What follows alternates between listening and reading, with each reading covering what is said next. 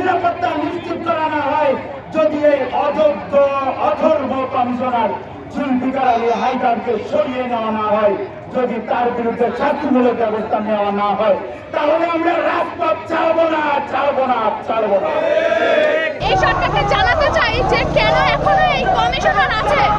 এই শেখ হাসিনার থেকে কম নাই এই কমিশনার। সে নাকি লিস্ট করেছে যে ধরে ধরে জেলে ভরবে সে আমাদেরকে। এই নগরীটি ছিল মূলত একটি শান্তির শহর, কিন্তু বর্তমান যে পুলিশ কমিশনার জুলফিকার সাহেব, উনি আসার পরবর্তীতে খুলনা নগরী হয়ে গেছে একটা খুনের নগর, যেখানে প্রতিদিন প্রতিনিয়ত আপনি দেখেন গত 7 দিনে মিনিমাম 10টা খুন হয়েছে।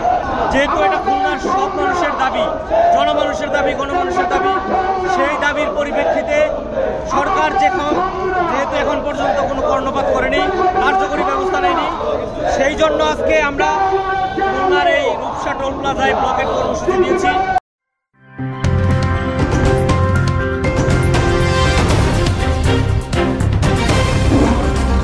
Voice of Tiger.